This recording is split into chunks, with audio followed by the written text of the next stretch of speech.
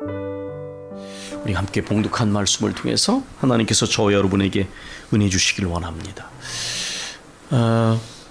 죽음에 이르는 병이라고 하는 책을 쓴 기독교 철학자 키엘케고르는 이 책에서 모든 절망의 종류를 이야기하면서 그 절망은 죽음에 이르는 병이라고 그렇게 말하고 있습니다.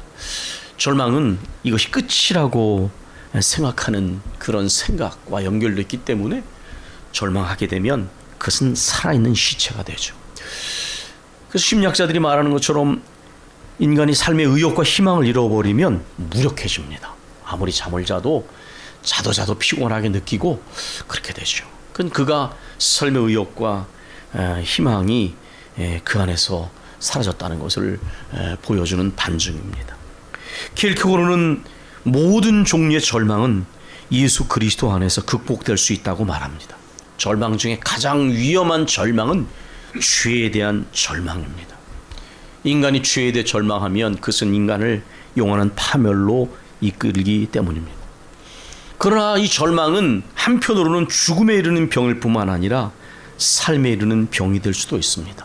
왜냐하면 그 절망을 통하여 예수 그리스도를 발견하게 되면 참된 선을 추구하다가 괴로움에 지쳐버리면 좋은 일이다. 결국은 구주에게 구원을 바라게 될 터이므로 라고 하는 파스칼의 팡세의 고백처럼 참으로 오히려 철저한 절망은 그 희망을 예수 그리스도 안에서 발견하게 되는 통로가 되기 때문입니다.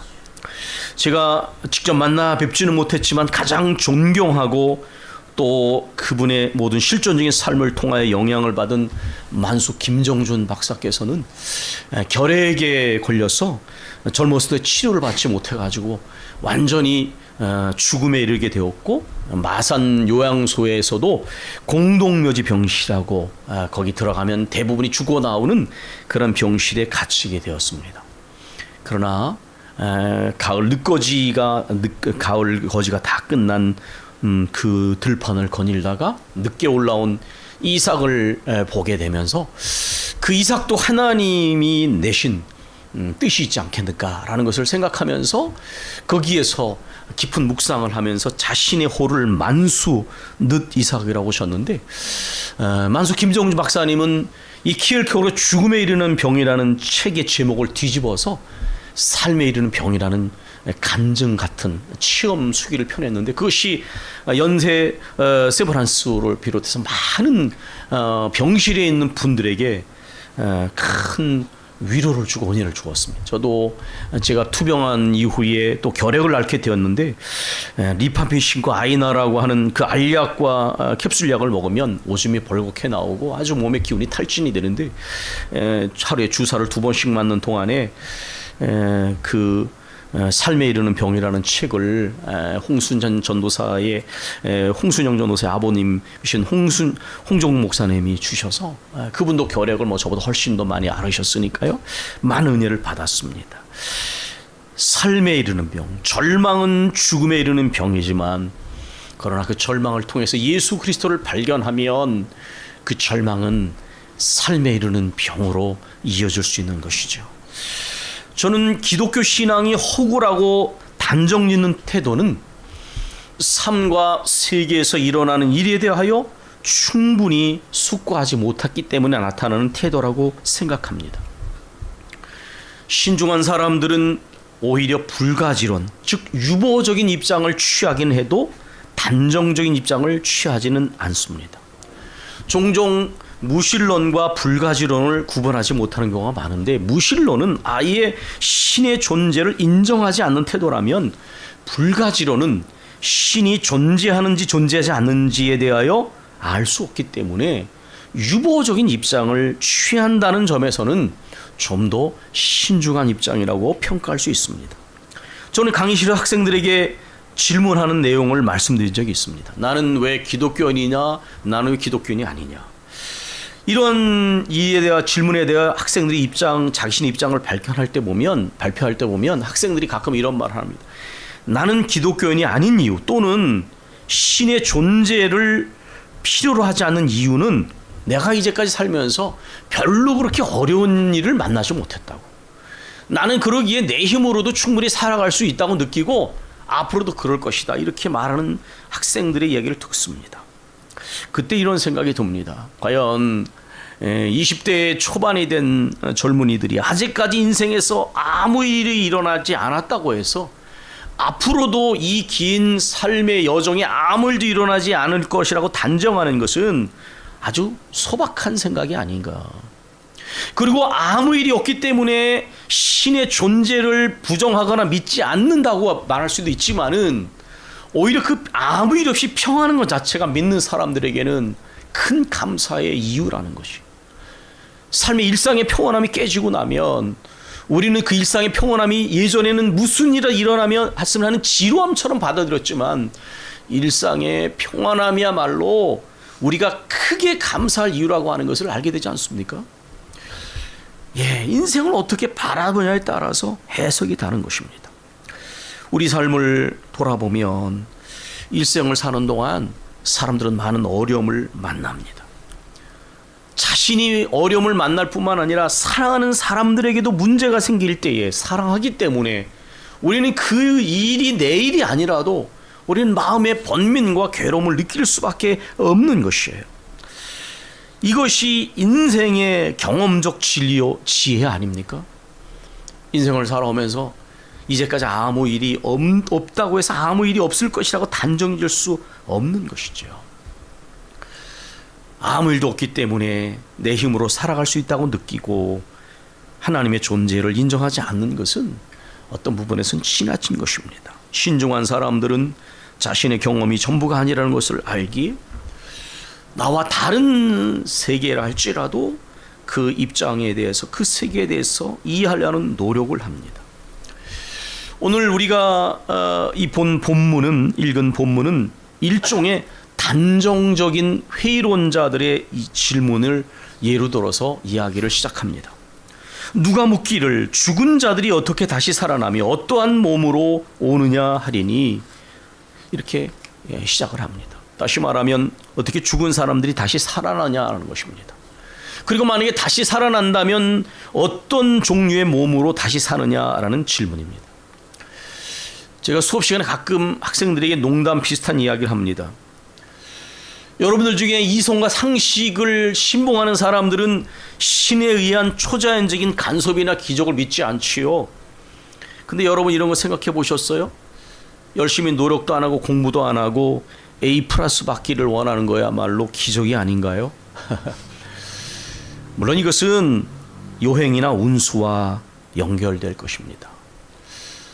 바늘 웃자고 하는 이야기지만 좀 더 무거운 예를 하나 들자면 본인이나 가족이 현대의학으로 고칠 수 없는 질병에 걸렸다면 저는 병원에 가면 그런 환자들을 보게 되는데 아마 지푸라기로 잡는 심정으로 무엇이든 의지하려 하지 않겠습니까?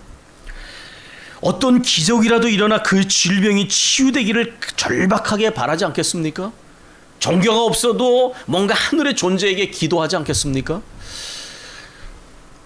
흔히 철학자들이 한계 상황이라고 말하는 이 상황은 인간의 육체가 얼마나 연약한 존재인지, 인간이 신체성을 가졌다는 것이 얼마나 절대적으로 인간의 의지와 삶의 관계 영역에 영향을 미치는지 우리는 겪으면 알게 되지요.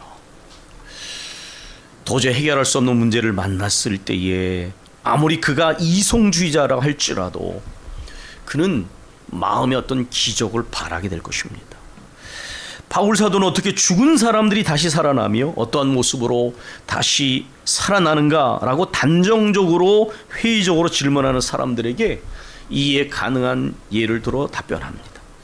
오늘 봄날의 이 예는 아주 적정한 예라고 저는 생각되었습니다. 어리석은 자여, 내가 뿌리는 씨가 죽지 않으면 살아나지 못하겠고, 또 내가 뿌리는 것은 장래의 형체를 뿌리는 것이 아니요 다만 밀이나 다른 것의 알맹이뿐이로되 하나님이 그 뜻대로 그에게 형체를 주시되 각 종자에게 그 형체를 주시느니라.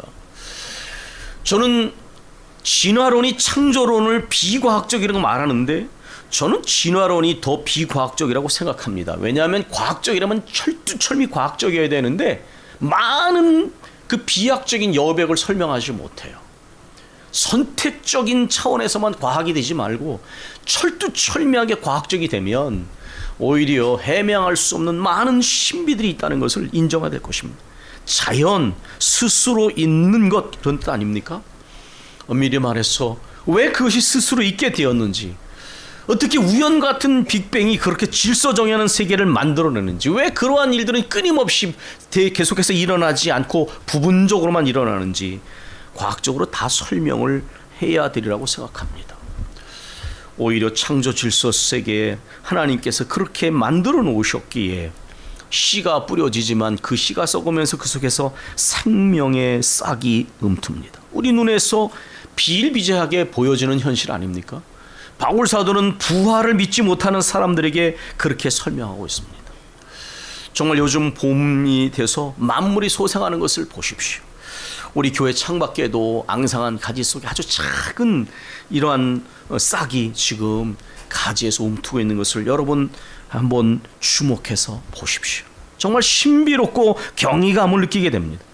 겨우내 얼어서 죽은 땅처럼 보여졌는데 그 땅이 어느새 그 땅을 뚫고 여러 가지 푸른 생명체들이 솟아나고 있습니다.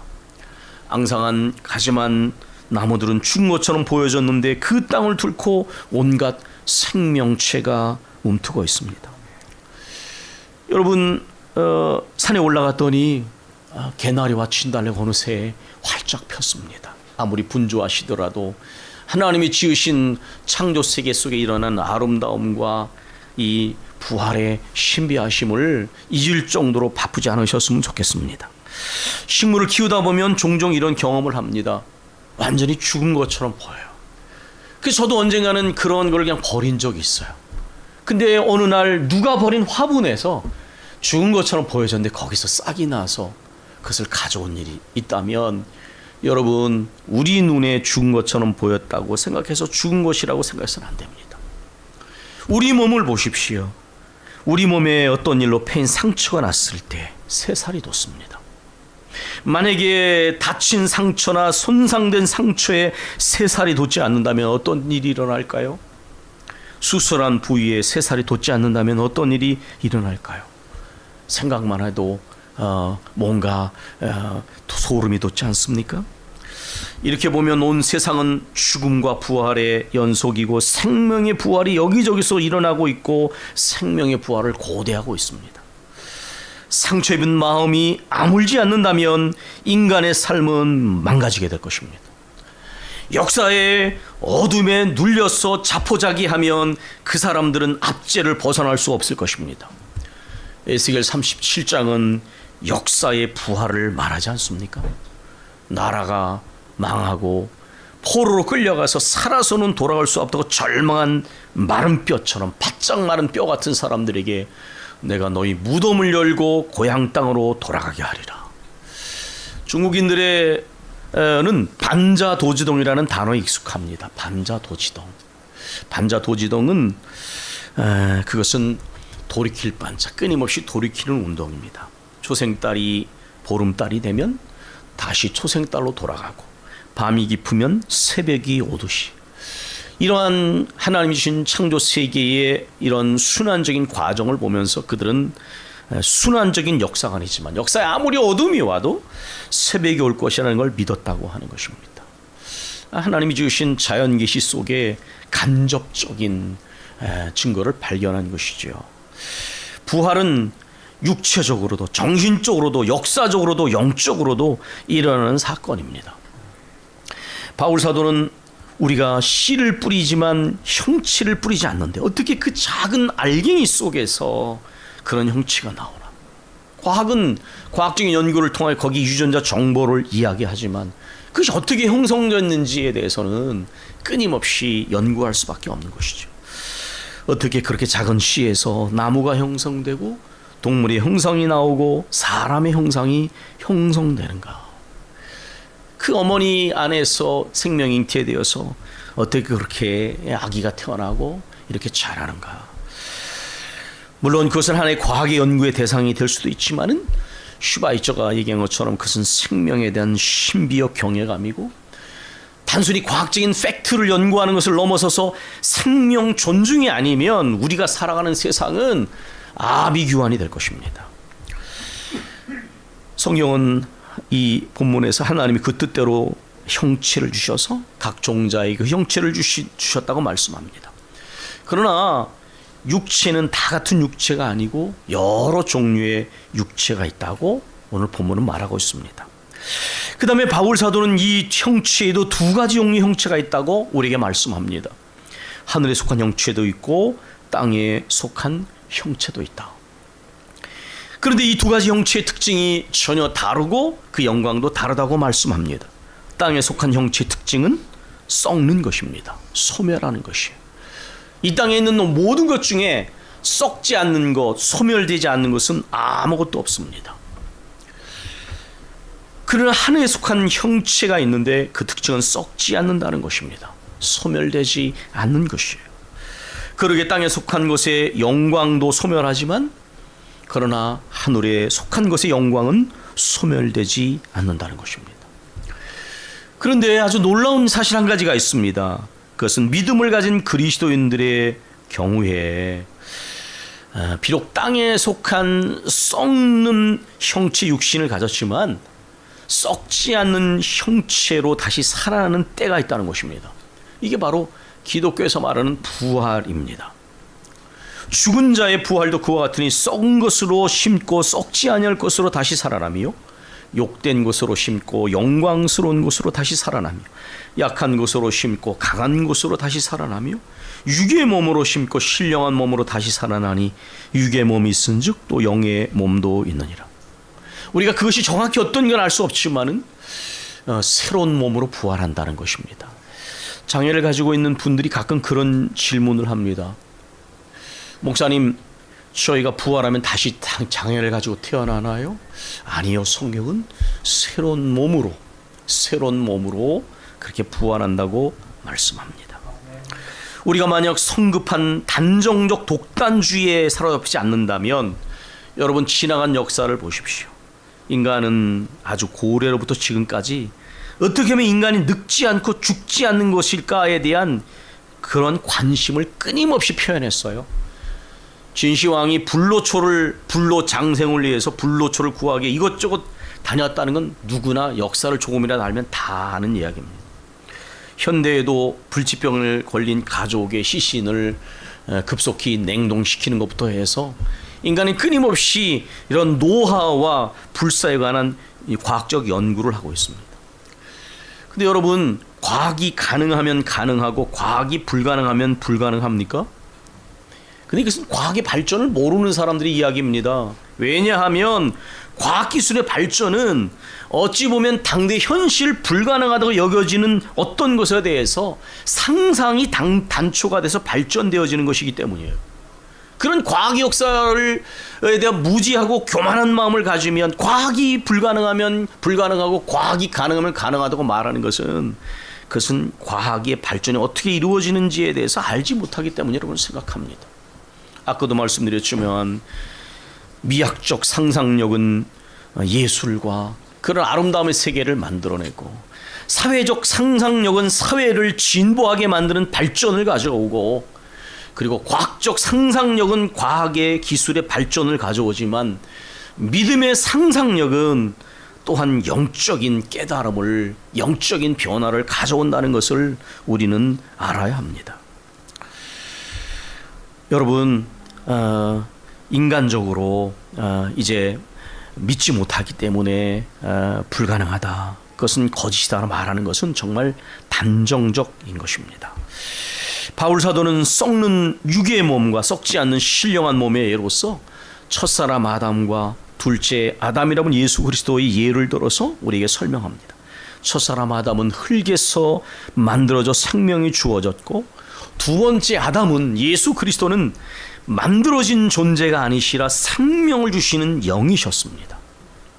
그러게 순서는 먼저 육의 사람, 땅의 사람이 먼저이고 그 다음에 신령한 사람입니다. 첫사람은 흙에서 났으니 땅에 속한 자요, 둘째 사람은 하늘에서 났으니 하늘에 속한 자입니다. 그런데 아까 말씀드린 것은 놀라운 비밀은 하늘에 형상을 가지시고 하늘에 속한 예수 그리스도께서 이 땅에 썩을 인간의 몸을 입으시고 오셔서 십자가에 죽으시고, 썩은 것처럼 죽으시고, 그러나 다시 부활하심으로 인간이 땅에 속한 우리도, 땅의 형상을 가진 우리도 하늘의 형상을 가지고 하늘에 속한 자들이 될 수 있는 길이 열려졌다는 것입니다. 이것을 믿는 것이 바로 부활의 신앙입니다. 이 길은 절대로 인간적인 길이 아닙니다. 왜냐하면 인간과 인간에 관련된 모든 것은 다 죽지 않는 것이 없고 썩지 않는 것이 없기 때문입니다. 그런데 예수 그리스도께서 썩고 죽을 인간의 몸을 입고 오셔서 죽으셨지만 다시 살아나심으로 인해서 우리에게 썩지 않고 죽지 않을 길을 열어주셨습니다. 말로만 그렇게 하신 것이 아니라 친히 죽으셨으나 다시 살아나심으로, 찢기시고 상하셨으나 새로운 몸으로 부활하셔서 친히 증거로 보여주심으로 부활의 첫 열매가 되셨다라는 것입니다. 그래서 우리 믿는 이들은 죽음이 끝이 아닌 것을 압니다. 죽음이 끝이 아니라는 것은 모든 인류에게 엄청난 축복이요 소망입니다. 왜냐하면 모든 사람들은 죽음을 끝이라고 생각하고 두려워하기 때문입니다. 시한부 진단을 받은 사람들은 죽음을 두려워하거나 죽음을 극복할 수 없는 좌절과 절망으로 받아들입니다. 그러나 이 죽음이 끝이 아니라 썩은 몸이 썩지 않은 신령한 몸으로, 영광의 몸으로 다시 살아나게 되는 관문이라는 사실을 알면, 그러면 평안과 담대함이 생깁니다. 저는 어머니의 장례식장에서 사도신경을 고백하면서 이 부활신앙의 위대한 능력을 마음속에서 감사했습니다. 나는 전능하신 아버지 하나님 천지의 창조주를 믿습니다. 본디오 빌라도에게 고난을 받아 십자가에 못 박혀 죽으시고 장사된 지 사흘 만에 죽은 자 가운데서 다시 살아나셨으며, 하늘에 오르시어 전능하신 하나님 우편에 앉아 계시다가 거기로부터 살아있는 자와 죽은 자를 심판하러 오십니다. 나는 성령을 믿으며 거룩한 공교회와 성도의 교제와 죄를 용서받는 것과 몸의 부활과 영생을 믿습니다. 이 고백을 할 때에 저는 경건한 슬픔의 의미를 체험했습니다. 어머니를 육신으로 다시 이 세상에 볼 수 없어 잠시 슬펐으나 이것은 이별이지, 완전한 잠시 헤어짐이지 영원한 이별이 아니라는 확신이 찾아오면서 사람이 줄 수 없었던 위로와 소망이 제게 찾아왔습니다. 그래서 우리는 예수 그리스도께서 죄와 사망의 권세를 이기셨다고 고백하며, 그리스도를 통하여 우리도 죄와 사망의 권세를 이기고 최후 승리하게 됨을 믿습니다. 이 땅에 살아오는데 때로는 여러 가지 역경과 고난을 만나고 악이 지배하는 현실을 만나지만은, 그러나 최후 승리를 믿으며 최후 승리가 예수 그리스도 안에서 선취되어졌으며 우리에게 얘기되었다는 것을 믿기 때문에, 믿는 그리스도인 어떻게도 어떤 아무리 강한 악의 세력이라도 그 악의 세력에 눌리거나 타협할 수 없는 것입니다. 이제 우리 오늘 본문의 몇 구절을 함께 읽고 그리고 우리 함께 기도하겠습니다. 이 53절부터 58절의 말씀 같이 읽습니다. 이 썩을 것이 반드시 썩지 아니함을 입었고 이 죽을 것이 죽지 아니함을 입으리로다.